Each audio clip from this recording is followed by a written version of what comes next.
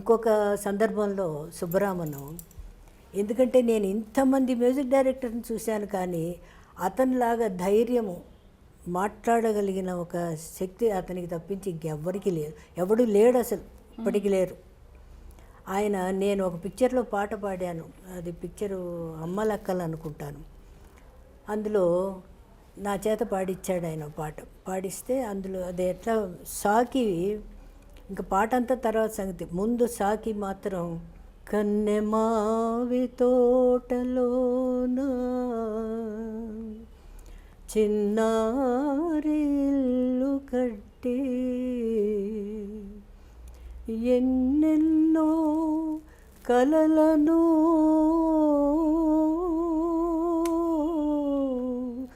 కన్నామే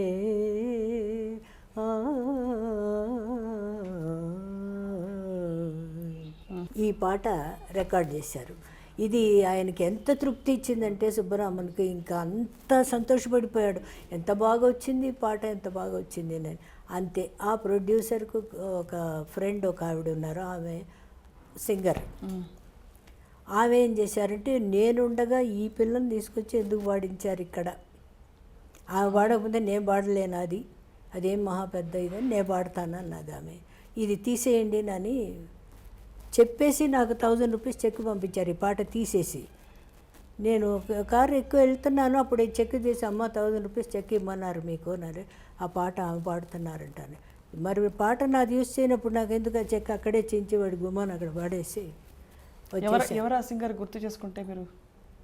PA పెరీనాయకి, ఆమె పెద్ద singer అప్పుడు. ఆమె పెట్టారు, నేనే పాడతాను. ఆమె పాడారు. సుబ్బరామ నుండి ఆమె కానీ ఈ పాట పాడిందంటే నేను ఇక మ్యూజిక్ డైరెక్షన్ మానుకుంటాను, ఈ పిక్చర్ వద్దు నాకు, నేను వెళ్ళిపోతాను అన్నాడు. అదే చెప్పేది. ఆయన ఒప్పుకోనే లేదు, ఆమె పాడతానంటే ఒప్పుకోలేదు. ఈ మ్యూజిక్ డైరెక్షన్ మానుకుంటానని వెళ్ళిపోయాడు. వెళ్ళిపోతే అప్పుడు అందరూ ఉండి, అయ్యో అంత పెద్ద కంపెనీ కృష్ణ పిక్చర్స్ అంటే ఎంత పేరు, ఆ కంపెనీలో మానేస్తున్నాడా మ్యూజిక్ డైరెక్షన్ ఈయన అని అందరూ చాలా ఆశ్చర్యపోయారు. తర్వాత నేను చెప్పాను, నువ్వు నా పాట గురించి నువ్వు అక్కడ మానేయటం ఎందుకు, ఏదో పాట పోతే పోయిందిలే, మళ్ళీ ఇంకోటి పాడతాను అంతే కదా, దానికోసం నువ్వు మ్యూజిక్ డైరెక్షన్ మానక, నాకు కూడా మంచిది కాదు అది అని చెప్పాను. సరే అలాగేనని చెప్పని వెళ్ళాడు. ఆ పాట ఆవిడ చేత పాడించాడు. పాడించి ఏం చేశాడు తెలుసునా, తెలివిగా ఈ ఫస్ట్ నేను ఇప్పుడు మీకు పాడి వినిపించిన సాకి అది నాది అతికేసి మిగతా పాట అంతా ఆమెది రిలీజ్ చేశారు.